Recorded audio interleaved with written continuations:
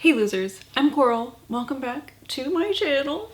I am here today with the books that I read in the second half of December. That's the month that we're in. Let me get my handy dandy notebook out.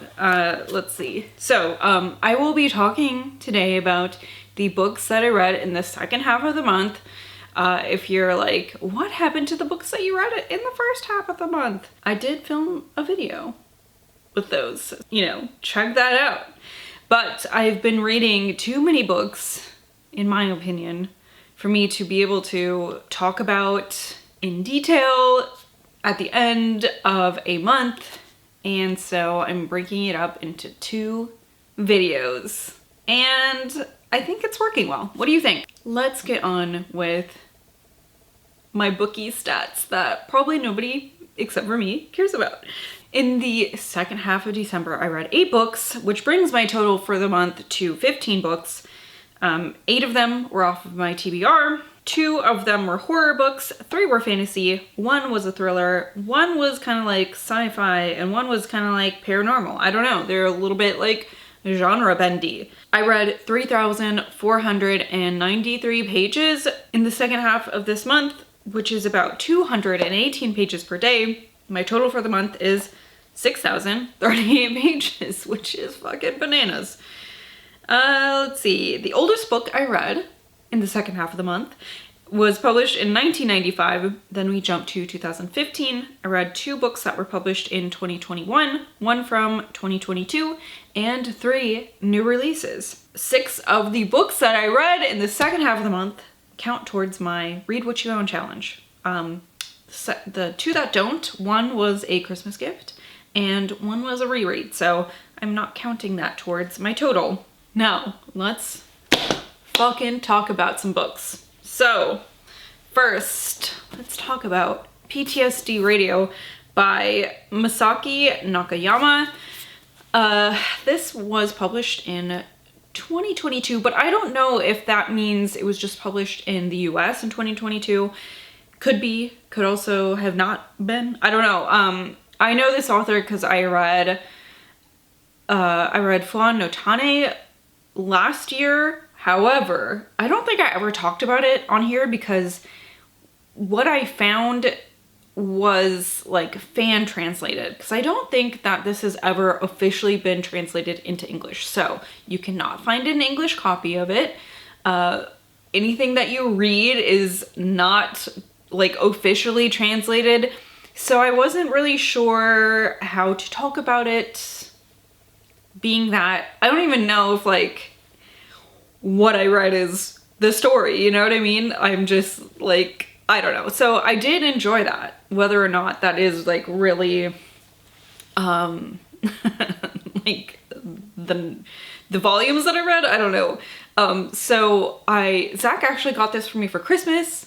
This was like, I didn't even ask for this. He just found this and was like, Coral will like this, this is like my favorite kind of shit. Like, it's also nice. Like, I got some books for Christmas that I asked for, that I wanted, right?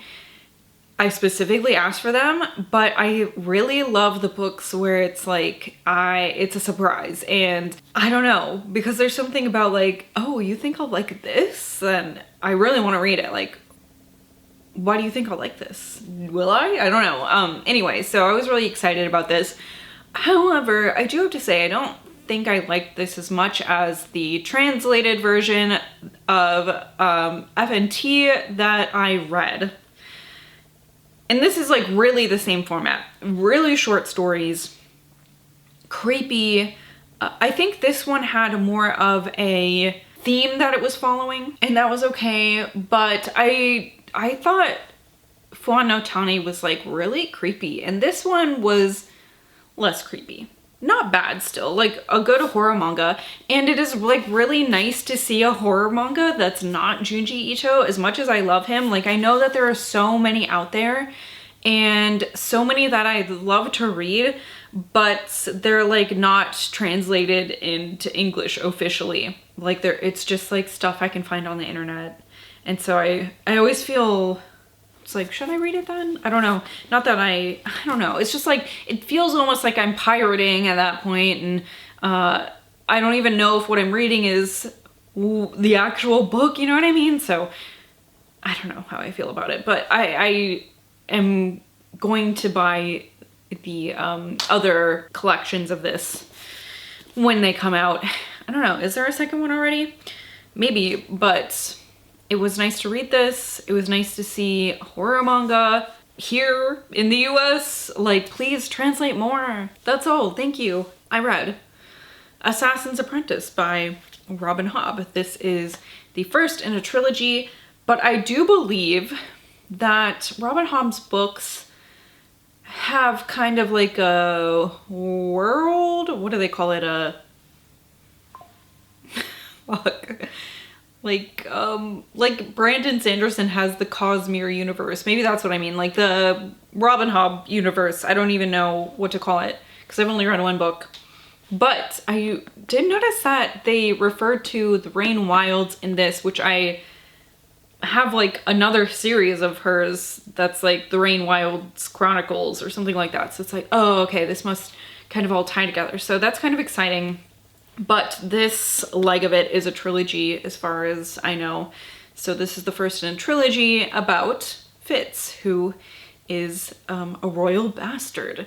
And he is taken in by the royal family like very reluctantly and trained to be like their assassin, because they're like, well, what else is this bastard good for besides killing? And so this is like very slow. It takes its time.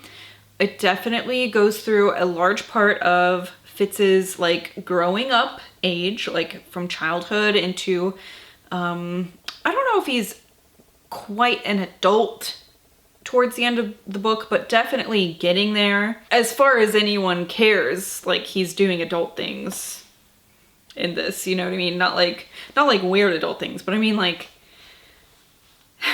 they don't treat him like he's a child anymore.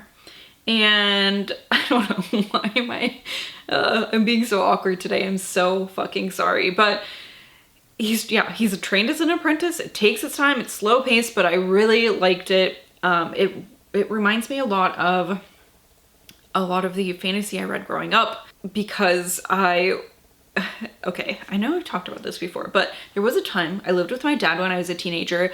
I was very like, we could not watch TV. It was like really strict religious stuff. The media I could consume was really, really limited, which felt like fucking suffocating to me, because like the other part of my life, living with my mom, she really didn't restrict much of anything. So it was like, oh, terrible. It was fucking terrible. But one of the only like things that I could look forward to were these like weird, I think they must have been like, I'll have to ask my dad, maybe he knows.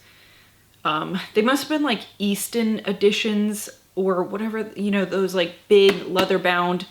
They have like the gold wrapping on the pages, but he had like a big set of those and they were all like fantasy books. So that's when I read like Mercedes Lackey for the first time, Miss of Avalon for the first time, A Spell for Chameleon, so like Piers Anthony for the first time, Rimini Feast for the first time, and this really reminds me of that time in my life, but I'm in a much better place now where I'm not reading this because it's like literally the only fucking entertaining thing I can do, you know? But it felt really nostalgic, but in a almost like a healing way. Like, I'm choosing to read these books because I want to, not because I'm limited to them. You know what I mean? Not because they're the only escape from my fucking life, you know? So, yeah, it's just a personal thing about it, but I really did enjoy reading that. Then on to Ice Planet Barbarians by Ruby Dixon. This was published in 2015, and this is like the Ice Planet Barbarians book with an added little novella at the end. The novella is just fine. You know, I feel like a lot of them are in in fantasy series where it's like a novella in between. It's almost kind of like fan servicey. I don't feel like they have a lot of information in them that's important to the story. It's more just like fan service, which is fine. Some people really like that, but I could give or take it. Like, I could have not read that and been totally fine. But I did really like Ice Planet Barbarians. This is like a smutty sci-fi story.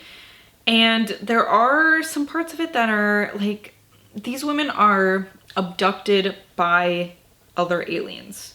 And that ship gets like, or like the shipment of these women gets left on this ice planet. They call it not Hoth, which, you know, Star Wars fans, perfect, like an ice planet, but it's not Hoth.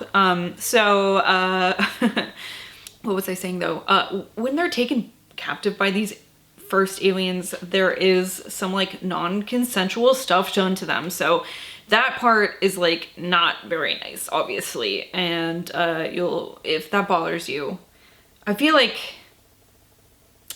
it's brief, you know, it's just in the beginning. And then the rest of this is just like really nice and feel good. So it like, when I think about it, it was like, oh, this is really a nice palate cleanser after the book that I read before this. But then I'm like, oh, except for that like beginning part. But that's like brief and it's over and it's really sad. But the barbarians on this ice planet are really nice and respectful. So this is about a woman named Georgie, that's right. And she gets abducted by aliens, left on this ice planet. She ventures out to help save the rest of the women that she's been left in this like cargo hold, I don't know, like a cargo container with, and she stumbles across this giant blue horned tailed alien named Vectal, and he helps save them. So there is sex in this. It's a smut book, like that's what it is, but it has a plot and it has a backstory, right? Like there's going to be definitely like mythos, you can tell, in this story, and it's well fleshed out, and I liked the characters and I enjoyed my time with this. So then at the end of this month, I kind of got like a wild hair about trying to finish up some series that I've just like left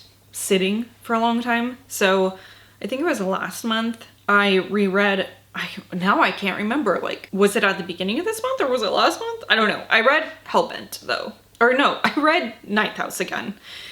And then now I read Hellbent. So this is the sequel to Ninth House. I can't tell you much about the plot, obviously, because it's a sequel. But Ninth House, I've talked about it so much because it is like, I think, one of my very favorite books of all time. So it's about this woman named Alex who is like not doing well in life, and she really hits rock bottom and is picked up by Yale. And you're like, what? Like, why would this ex-drug addict, did you finish high school? I don't think so. So why is Yale scouting her? And it turns out it's because Yale has these secret houses that deal in like different magics, and she can see the dead. So she is scouted to be part of this house they call Leigh. And Leigh House keeps everyone else under control. Make sure that they're all following the rules, because before Leigh House was around, there were people doing not very nice things to people. And so there's like this murder mystery and this disappearance, and it's just like really such a fucking great actual dark academia, like beautifully written, cold and fantastic book. And I really loved it. And I loved it even after rereading it. Like, I was like, oh my god, I cannot fucking wait to get to Hellbent. So I do have to say I didn't like Hellbent quite as much as I liked Ninth House. I really enjoyed my time with the characters that I've grown to really enjoy being around, but I feel like the plot was not 500 pages worth of fucking plot. And then I find out also that there's a third book, which maybe if Hellbent had been different, I'd be like, oh, that's really exciting. But the plot line that's carrying this into a third book just really seems thrown into this one. And it really could have not been there, and it would have been the same book. So it's like, why is this the thing that's going to take us into a third book? So I don't know. I did like some things that happened here. I love the characters. I love the characters so much, but I really think that this was kind of a letdown because I loved Ninth Out so much, and it's just one of those books where I read it and I want to take my time savoring like every fucking sentence in that book, and Hellbent was not that, and that's kind of hard for me personally because I loved it so much, and then Hellbent is just kind of like wah, wah. But I don't know, it wasn't bad, it just was not Ninth House, and that is a hard pill to swallow for me. But you know, I'll be there for number 3, and maybe it'll be better. I won't know until I read it. Then I read Fourth Wing by Rebecca Yarros. This is a book that came out last year, and I gave into the hype, I guess, mostly because I had a friend who was like, oh, you have to read it, you have to read it. She even like offered to borrow, like offered to lend me her copy, and I was like, no, don't do that because I don't know when I'll read this, honestly. And so then like this holiday edition came out, and I was like, okay, I think now is the perfect time for me to do that and get on it. And I liked this.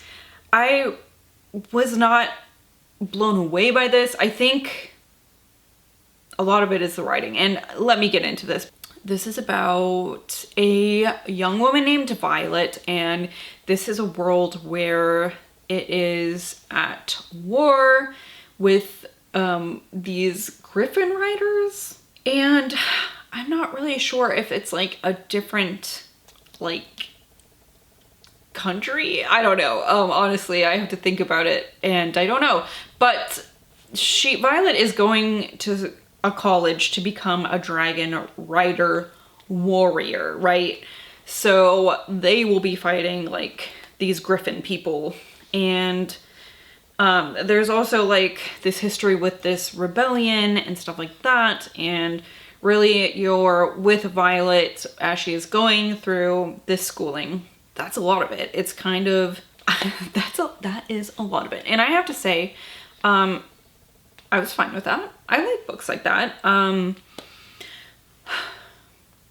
But I do think that this was really slow for me until like the dragons really come into the story, which takes more than 100 pages. And I was really forgiving of that because I wanted to finish it no matter what, I guess.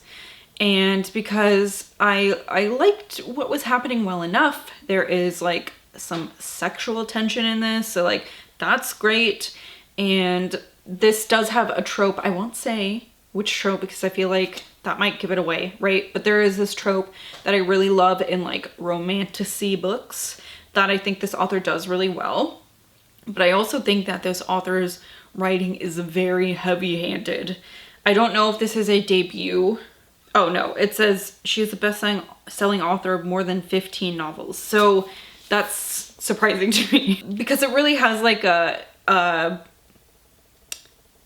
it's like she is telling you what is happening instead of showing you what is happening, which is something I really hate in novels. Like, you don't have to spoon feed me.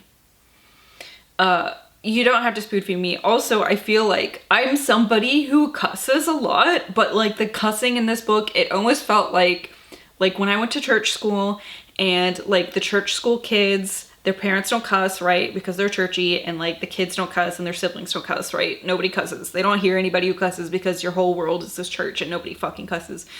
And then it's like they get their little rebellious streak and they want to say shit for the first time. And it's like that. Like they don't really, it's like it's forced and it sounds funny and I don't know. And like, that's what that reminded me of. Like all the cussing in this, it was like, fuck her. Like, I don't know. It was a little bit too much. Yeah, so I think the writing is like really the thing that bothered me the most in this, but the plot for me was enough to make up for it, and I don't know what to tell you about this. I liked it. I guess that's what I'll tell you about it. I liked it. I'm going to read the second one. I do love dragon stories. And I do love sexual tension. Okay, and then my favorite book of the month, for sure, is The Reformatory by Tananarive Due. This came out this year. Holy shit, this book is so... It's just another one where it's a slower pace. It really, really takes its time with its characters. And I think that's what makes it such a powerful, meaningful, impactful book.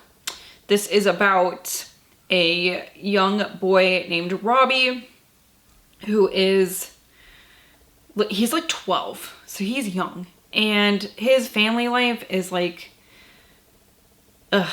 his family wants to be there for him, but his father's like an activist and his mother has recently died and his father's had to like leave the area where they live in order to like not be killed and not have his family killed. So he's being raised by his slightly older sister, Gloria, and she's just like doing the best she fucking can, right? And they're all just doing the best they can.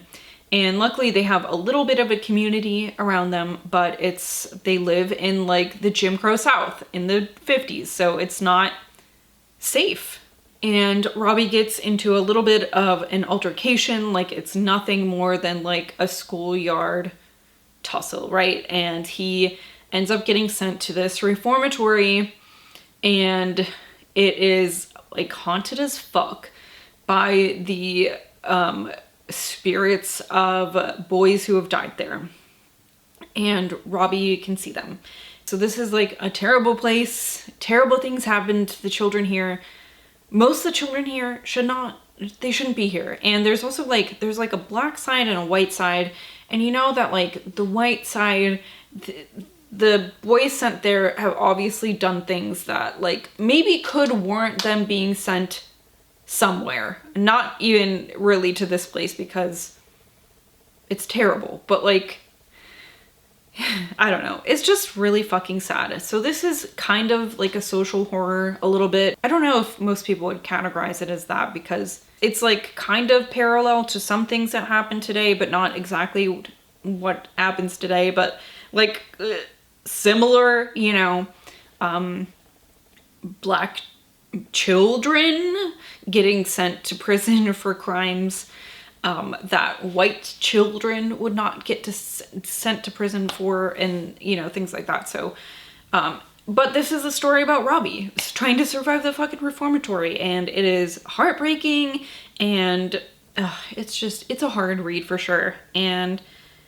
it's a beautiful read. And Tananarive Due is one of my favorite authors, and I just like the way that she writes such relatable characters so like easily. Like you just kind of slide right into the story, and it's like you're just there, and it's comfortable, and it feels like you understand everybody right away, really, and it's just really such a fucking great story, and one of my favorites of the year for sure. So I'm so glad that I picked this up before the end of the year so I can tell you guys all about it in my favorites lists coming up, and I would really recommend you pick up The Reformatory. So like I was saying, I got this wild hair about finishing up some series that I've left sitting for too long, and one of these is also, I don't know if what this series is called, but the first one is 6 Crimson Cranes by Elizabeth Lim, and I read this maybe I think like 2 years ago, and so I felt like I needed to reread it in order to get onto the second one, which I will do. I will do that. soon, very soon. So I reread this. I actually listened to this on audio. Great audiobook. This was published in 2021. Yeah, so I read this like really soon after it came out, and this is just such a really nice fantasy book. This is one that I bought like my niece. I think she was probably like 11 or 12 when I bought it for her. Yeah, it would have been like 2 years ago. So this is one that is just like kind of lighter, but still feels like the stakes are high. You know what I mean? Because that's one thing with YA books that YA fantasy that it kind of gets on my nerves when it feels like everyone's going to be safe in the end all the time, and it's like this faking of like, is somebody gonna get hurt when like nobody's gonna fucking get hurt, you know what I mean? Like I hate that. Like I can't, personally, me as a reader, I can't do that anymore. So this one does not feel that way.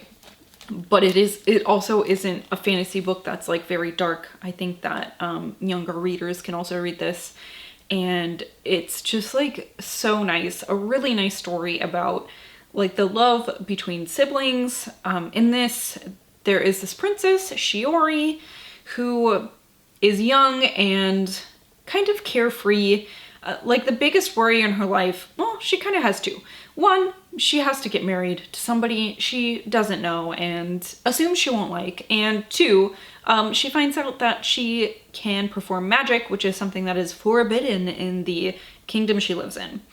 And her stepmother finds out about her magic and banishes her from the kingdom and puts this curse on her where if she speaks at all, one of her 6 brothers will die. And she also curses her 6 brothers and turns them into cranes. So it's this like really beautiful story about Shiori trying to find her way back home, trying to find her way back to her brothers, and her brothers trying to find her too and like reunite with each other. And then also like, how do we break this curse and things like that.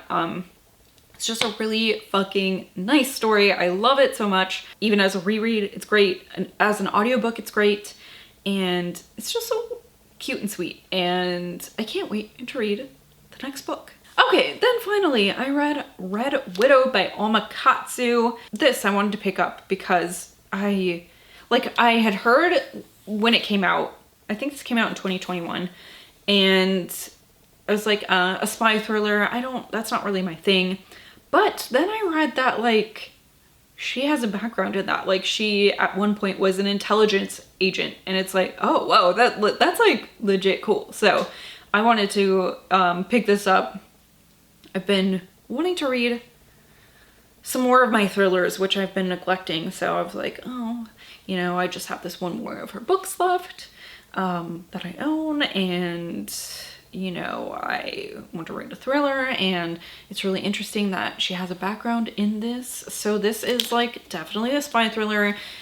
It's about this agent who is brought in to investigate like an inside thing going on. Like they think that somebody inside the CIA might have leaked some information and gotten a like CI killed. And I have to say, I feel like when I read this, I was like really concerned that the title gave everything away, because like you meet this character and they like give her nickname and you're like, oh, like what the fuck? Like, but it ends up being much more than that. So I'm not somebody who reads a lot of espionage thrillers, so it might be easy to impress me, but I did like this. I didn't think it's not like the best, like I said, I don't really love spy thrillers. Like that's not my thing. I don't really give a fuck about like James Bond, like, anything like that. I don't care. And it's fine if you do, but it's just not my thing. So I don't know, maybe I'm equally easy to impress and hard to impress because I've not read many. I don't know what to expect. I don't know like what the common tropes are. Like, is this just a really easy way to wrap this up? I have no idea. But also on the other hand, I don't really like spy thrillers at all. So what I'm trying to say is I have no idea what anybody else will think about this book. But I thought it was fine. It was really quick paced. I did really want to get to the bottom of everything, you know what I mean? But there wasn't a ton of character work here, and there is a lot of people that they talk to in this, and sometimes it was hard for me to remember who was who, especially because it's one of those books where like first names and last names are used interchangeably, so it's like, oh wait, who's that person? And where do they work also is a thing, because this is something where it's like people are in different spots around the world and you're like, wait, they were where? Who? Where's that? I don't know. So it was a little hard to follow for me sometimes, but I was interested in getting to the bottom of the mystery, who the leak was. And yeah, it was fine, you know? It was a good one, and something that it's like really a shame. I don't think I've seen anybody ever like talk about reading this, which is really a shame with Alma Katsu's background. Like, shouldn't this be talked about more? I don't know. I think so, I guess. So pick up Red Widow if you like spy thrillers, if you like thrillers in general. It certainly was a thrill. And that wraps up the books that I read in the second half of December. There were a lot of books this month, friends. Holy shit. What do I say here? Thank you for watching. Check out my link tree with all like my links to my social media, my referrals. I've got like Libra FM on there. I've got Script. Well, it's called something different now. Ever and up there, which used to be Scribed. I've got a link to like my Pango bookshop, things you might be interested in. Otherwise, thank you again for watching. I will see you later.